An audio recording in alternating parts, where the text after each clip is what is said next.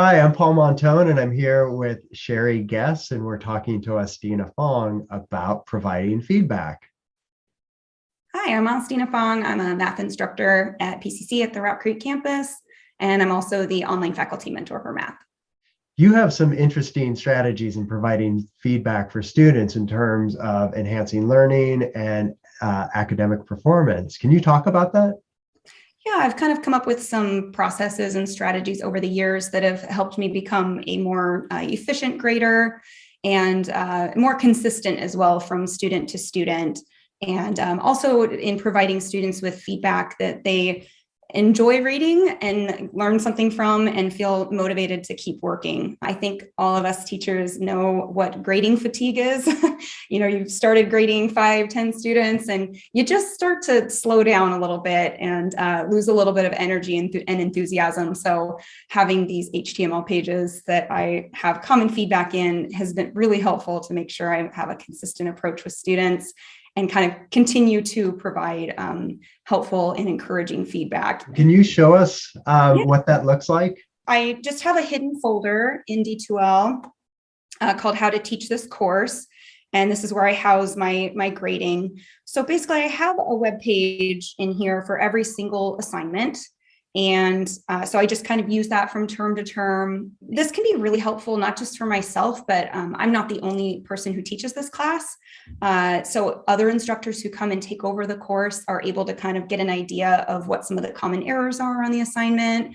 So to show you one example, this is like a module 5 quiz. I have it pulled up here already. So you'll notice some like encouraging phrasing in here. And so just having it in this page really helps me to be consistent with that.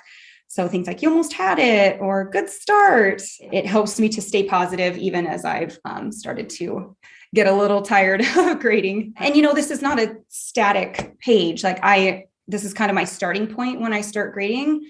And I actually end up making my feedback better and better every term. I also appreciate the growth mindset in which you frame your comments. It is really important because, learning a new topic can be uncomfortable for a lot of people and making mistakes can be uncomfortable. But I like to remind my students that making mistakes is really part of learning. You can't grow and learn unless you make mistakes along the way. I don't know. There's a few ways you can approach mistakes, right? Like, you did this wrong. That's not very helpful or encouraging to the student. So highlighting what they have done correctly, and then also highlighting where they have areas of improvement, I think is really important as they're learning a new subject.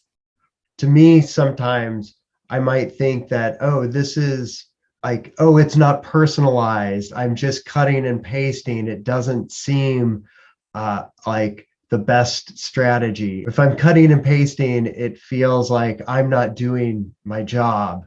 But I can see how, as you explain, this allows a certain standardization of feedback to happen so that each student is getting some of the core information that they need. So I totally know what you mean, Paul, where it's almost like, am I kind of like cheating here with my feedback with like copy and pasting things? But, it really has helped me to provide more meaningful and helpful and encouraging feedback on a consistent basis. I also think about how when we as instructors might want to share an assignment that we're doing with a fellow instructor, and so the online learning environment, we found, oh, this assignment works really well.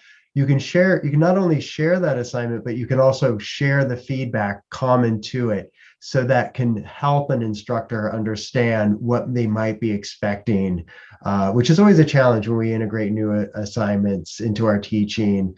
Absolutely. And another thing you can do within these pages is you can link to solutions for that particular assignment, which can also be really helpful. Austina, I've seen that you've used the annotated tools feature in D2L to really enhance the feedback you provide for students. Can you share a little bit more about that with us? The annotate tool is nice because it allows you to do multiple options. I'll go ahead and share my screen and we'll take a look at some of those.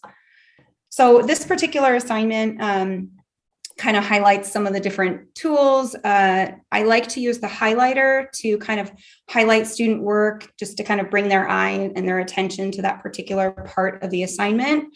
So here, for example, they missed this particular piece of notation. This would be something that I would maybe copy paste or maybe just type it in if it was something that was not a very common feedback.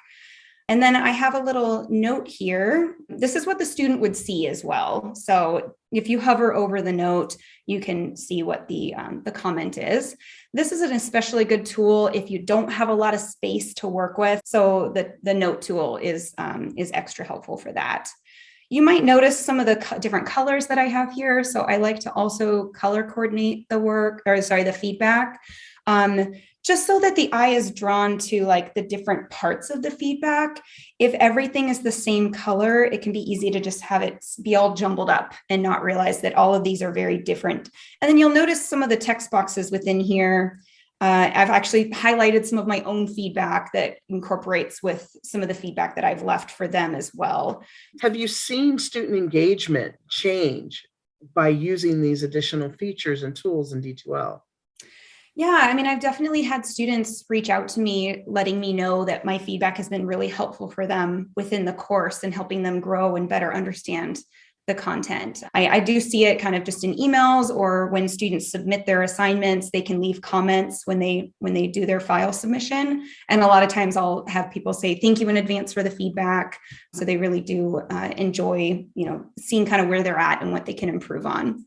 So now that you've gotten the feedback all written up on an assignment, how do you let students know that it's ready for them to review? I have announcements within my class about certain assignments being graded. But one important thing with the announcement is that I've found really helpful over the years is having some sort of visual component with it, because just a block of text, sometimes it's not noticeable that that's a new announcement for students. But if they see a new picture, then it's definitely more of a, oh, I haven't seen that one before. So I usually have some different pictures that are associated with different announcements. How have you seen these strategies inform or improve your experience as an online instructor? Yeah, I definitely have found that it leads to less grading fatigue.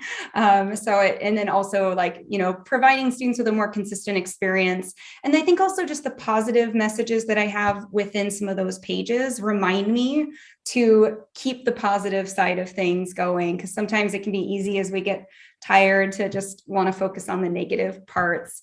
Austina, I am so inspired by what you've shared with us today. There's so much that you've done that really gives detail and encouragement to me as an instructor, but I know it will encourage students as well. I appreciate it. That's great to hear. I know I do. Paul? Thank you. It's my pleasure. Yeah, thank you, Austina.